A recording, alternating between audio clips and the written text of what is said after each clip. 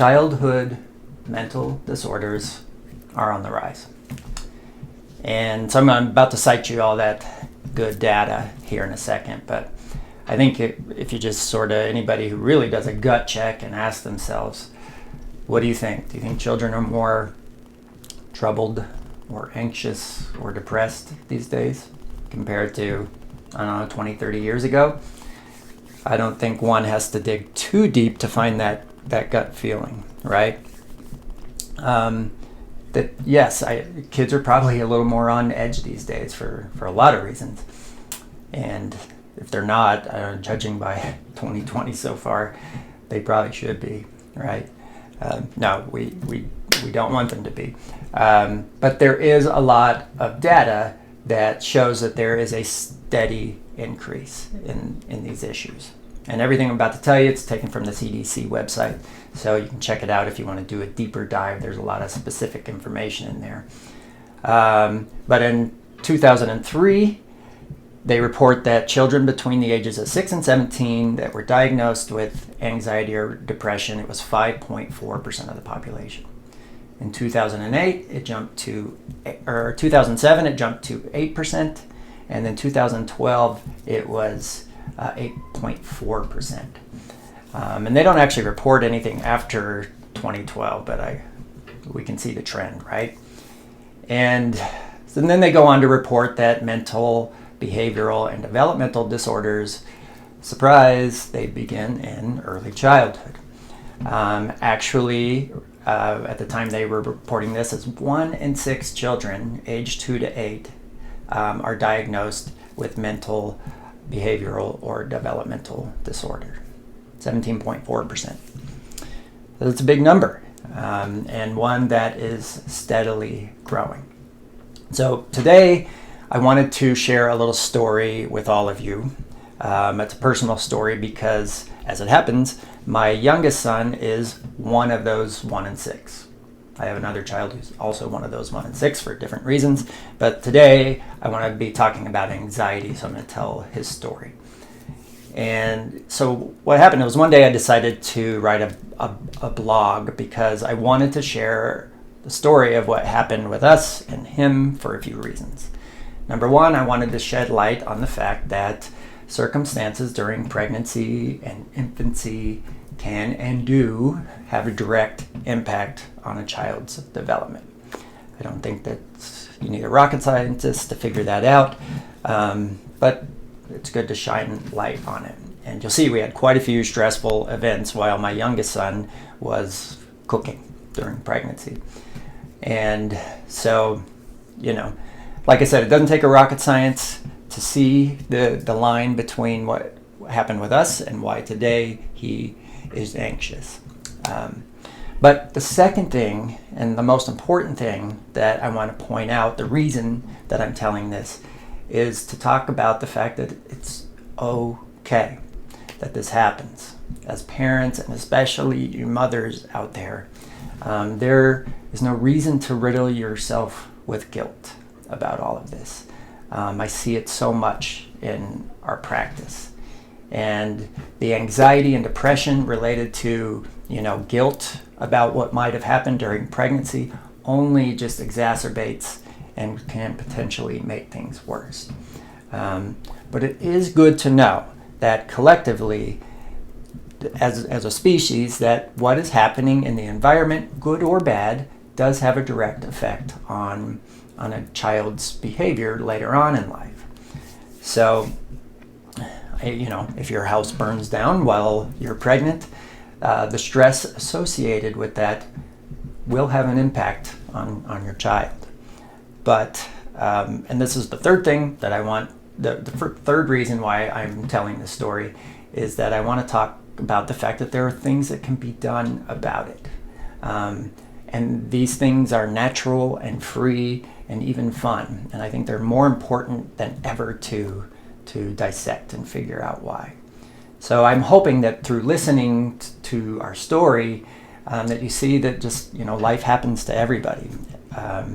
And it's so important to not beat yourself up about it if things go wrong. Because, life events happen. but we can beat the negative impacts from those results when we get in touch with and do the things that make us most human, that define us as humans. And so I'm going to get to that at the end of this little story. So after getting some feedback about the blog that I wrote, I had a few people encourage me to make a podcast about it, video about it. So I filmed me telling a story about it, so that's what you're about to see.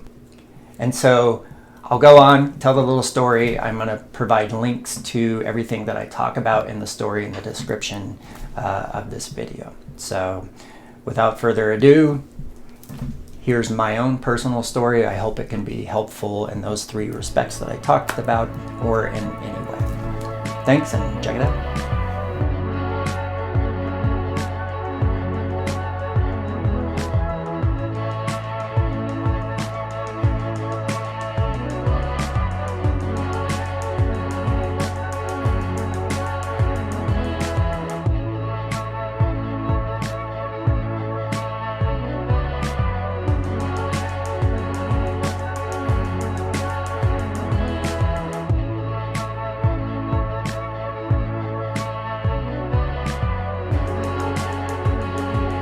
I want to talk today a little bit about snuggle season. It's snuggle season right now, when it's not snuggle season. No, that's not what I want to talk about. I want to talk about anxiety. I figured what better time in history, at least in the last few decades, than to talk about anxiety, because it's certainly these are anxious times, the most that I have known personally. But in particular, I want to talk about childhood anxiety, how it can develop through no fault of parents or the child themselves, things that we can do to make it better. So I come with a sort of a unique perspective, because I'm a speech and language pathologist, so I have worked with children for the last 2 decades, and I've seen a lot of changes coming down behaviorally that, on the surface don't necessarily look like anxiety, but I'm certain that that's the roots of why we're seeing changing behaviors. On top of that, I'm a father of 3, and all my children are quite prone to anxiety. 2 of them in particular, but one, my youngest in particular, and that's who I want to be talking about today. His name is Johnny, and Johnny Justice Walker, and he'll be 8 on July 4th. And I just want to tell his story, our story as a family, because I think it can shed some light on how anxiety develops, and hopefully make us all feel like, hey, this isn't necessarily our faults. Things happen in life, but it can affect our children. But I do believe strongly that there are things that we can do to maybe not cure these issues, but certainly make them better in these times of craziness. So my son Johnny, he is diagnosed with childhood anxiety, or anxiety. He's a child. I don't know if there's a distinction, but he has significant anxiety. And let's just say that during this time of quarantine, he's been basically stoked because he hasn't had to go to school. Bedtime is different, and school and bedtime were high times of anxiety for him, and I'll talk a little bit more about all that and some more of his symptoms. But I want to tell the story about how he arrived here on this planet, and it involves a few shockwaves that came my way and our family's way. And it started back in 2011. And back then, my wife and I, we had a boy and a girl. And for all intents and purposes, we were not going to have any more babies. We had just sort of gotten out of that phase of, having to change diapers and being up all night. We were, I don't know, a mere 12 some years until empty nest, so we were good to go. No more kids. And so in November of 2011, we went to a conference for speech and language pathologists. And we have an app company on the side, so we were there peddling our wares. Conference went okay, fairly, about as hectic as you might expect something like that. But anyway, we pack up, we're heading home, and I will never forget this scene where my wife and I are sitting in the waiting room at the airport, and she was watching this little girl play. It's one of those moments in time where you feel like everything around you just kind of gets quiet. She was watching this little girl play, and she started to get teared up because she started to think about our youngest daughter, who is now 25, but at the time she was 16, 17. Anyway, this little girl reminded her of her daughter, and she started tearing up a little, which I understood. But before I knew it, it was full on, sob cry. And while I could relate with her, I thought, boy, this is a little more emotional than usual. And then that's when, if things ever would have gone silent, they did then. And it hit me like a ton of bricks. Karen, my wife, must be pregnant.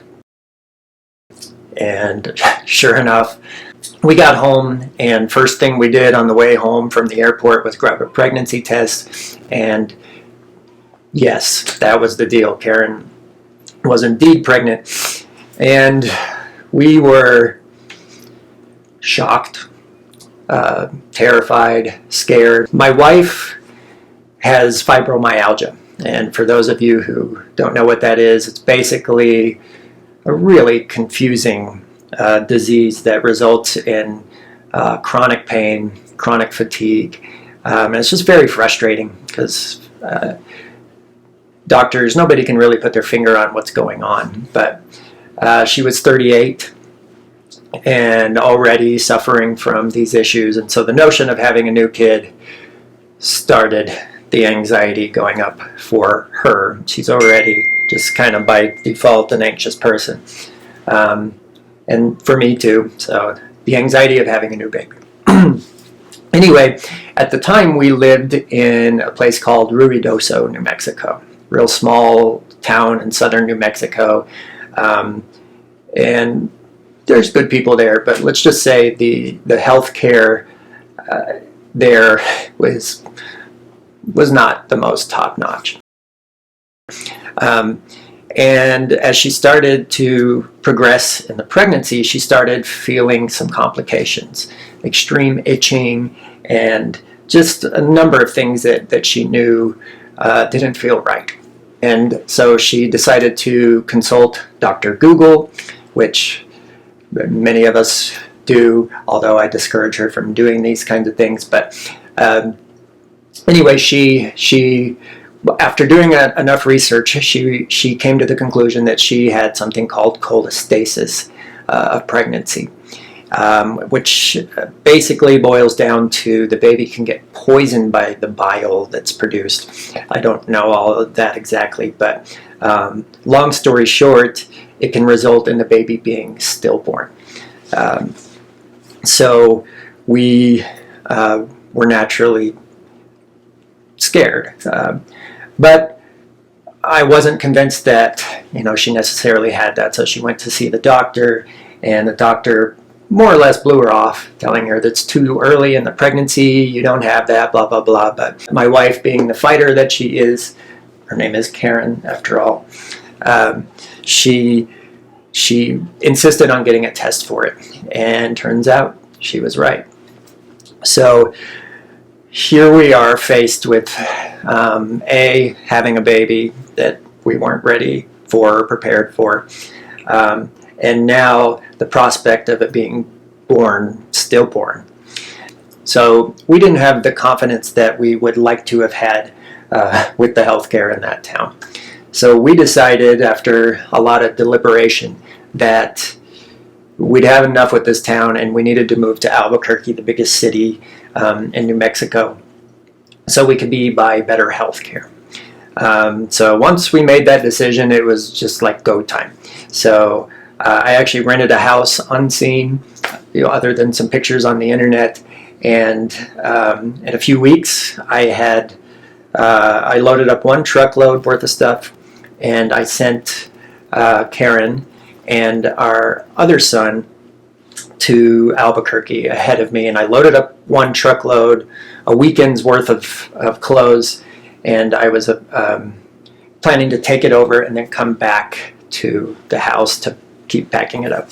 But little did I know I would never see anything in that house again. It still gets me all these years later. But basically what happened was there was a forest fire. Lightning struck kind of not far from our house and burned the forest down, burned our house down. Everything was gone. The entire neighborhood was gone. Hundreds of houses were burned to the ground. So, that was kind of the last shockwave there, right? So, but we were in Albuquerque at the time when we heard that the house was likely burning down. And our daughter, our oldest daughter, had stayed back to work. And so when she heard that the fire was likely headed to our house, she called us and we said, is there really a fire? Do you think it's near? And she said, I can hear the fire. Yes, it's near. So I can just, see the picture still of my very, very pregnant wife coaching our hero, brave little daughter to round up our pets and grab the few keepsakes that she could and make it out safely, and thank God she did. So anyway, as you can see, it was traumatic, and so it was just kind of one thing after another building anxiety. And all along during this time, little Johnny was cooking, growing and growing while all of these stressors were happening. So lots of stress hormones during this time. Now, when they have cholestasis, when a woman has cholestasis, in order to avoid a baby being stillborn, they induce labor as soon as the baby is full term. So 37 weeks on the day, they induced labor, and he was born on July 4th, 7 minutes after midnight. He was born, and yes, he's certainly a firecracker. So, and I've always found so much blessing in the chaos, because if he didn't come along, we wouldn't have moved, and there is no doubt we would have been homeless. But because he did come along, because of these complications, we had moved, and we at least had a home with our beds and a week's worth of clothes to get us by. So I'll always find magic in that. But as you can tell, there was certainly quite a bit of anxiety during the pregnancy. So flash forward to when he was younger, starting school, and he was a very happy baby, a smiley baby. But as he started to get to school age, there was separation anxiety, and we would go from things being perfectly fine to him just being screaming terrified when we drop him off at school with no real reason that we could ever put our finger on. He would start to exhibit behaviors that almost look like hyperactivity, screaming, yelling, and it's like, geez, take it down a notch. But looking at it now, we realize he just was bottled up, anxious all the time. We had a period last year at school where he has asthma and never could quite decide, but he ended up visiting the nurse's office at school every day, multiple times a day. I think, I don't know if he was just anxious because he felt like his asthma was acting up, or he was blaming asthma for the excuse to be able to go and to get away, but there was just a lot of anxiety, and sometimes it was gut-wrenching in the morning having to drop him off, knowing how anxious he was, how hurt he was. It was just tough for all of us to kind of muscle through, and there are no words that you can tell a person when there is high anxiety. There just isn't, and you wish so bad that the words made a difference, but they don't in the moment, because the body is just at a certain level where words can do very little to help the situation. And that's weird for me to say as a speech and language pathologist, because I find language to be the single most powerful thing that has ever been invented on the planet. It's certainly the superpower of our species. But in the moment, language does very little. But this is what I want to talk about, some things that you can do, the ways that you can utilize language to make a difference. Do things ahead of time, using language in certain ways at certain times when anxiety is not high, and that way when anxiety does hit, you can just kind of start using these tactics. And I've noticed them be quite helpful with Johnny, particularly at bedtime. And it's related to talking about our senses and our emotions, naming emotions, naming senses. I've actually done some trainings that I've put on our website about all of this to go into detail. But every night when he would be particularly anxious, we would talk about, to get his mind off whatever he was worrying about, we'd talk about, well, what are you feeling right now? Just think about the sensations that you're feeling and name them. So the fuzzy warm blanket, things like this. What are you hearing? I'm hearing the hum of the fan. What are you seeing? Even if your eyes are closed, you see all sorts of things, even when your eyes are closed, colors, different shades, these types of things. All designed to just get his mind off of whatever it was that he was worrying about. And after practicing this over and over, he would actually ask for it every night. Let's do our senses. Let's talk about our senses. And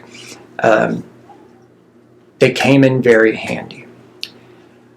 I told his therapist about this, his counselor, and she says this is a well-known tactic that therapists will use helping people through anxious moments.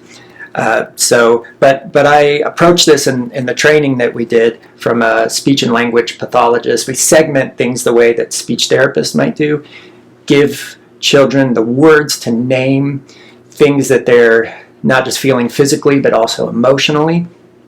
And it can do wonders to help kids through anxious times. And there's actually a great book, it's called The Whole Brain Child, that talks about the science behind this, why it's so effective to actually use language to help process emotions. So it takes it from the right side, which is the more emotional side, and helps cross it over to the left side that is more rational, and it helps children process what they're going through. So when they have this base of having named what they're feeling, then they can, in the moment, deal with things a little bit more rationally. The other thing that especially I think is so important, there's a vast, at least 20% increase in the diagnosis of anxiety and depression in our teens. And it's happened specifically since around 2007, getting worse and worse. And, this is just my gut talking here, but it just so happens that this 2007 is also when the smartphone hit. Believe it or not, back in 2007, 2006, people were not staring into their phones all the time. And I just can't help but think that there must be a correlation because both kids and parents are constantly staring down. And so we're not doing the things that make us most human, if that makes any sense. The things that are most human are the things that define us quite literally as human is language and talking face to face. It's where we thrive. And we're doing far, far less of that. And so when we're not doing the things that make us most human, we're out of our comfort zone, right? And when you're out of your comfort zone, how do you feel? I know I feel anxious, right? And so I think collectively, we, as a society, especially right now in history, we're all out of our comfort zones. And so I think we're all anxious.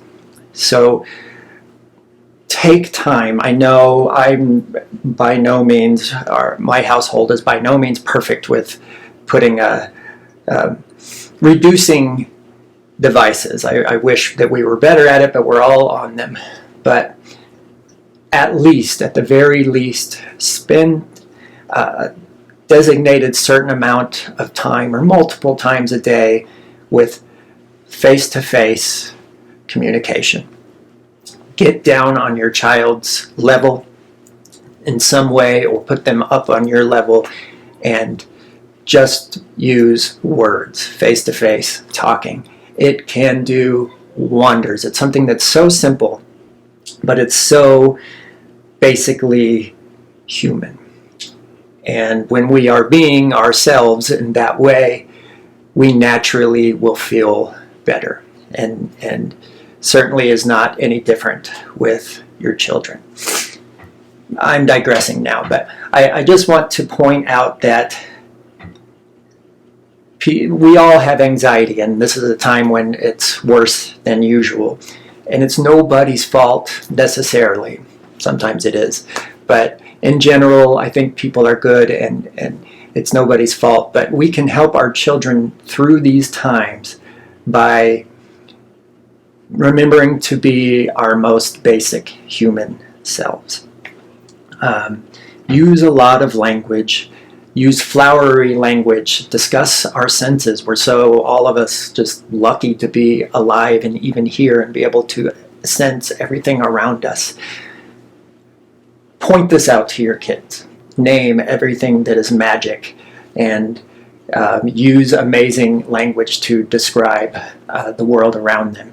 And I promise it'll get everybody kind of out of those focused worries and get them more in the moment. It can be magical. So thank you all for listening. And you can visit our website to find a more specific training on how to use these senses. And we also have podcasts about how to use your senses as well. Thank you all for watching, and take care.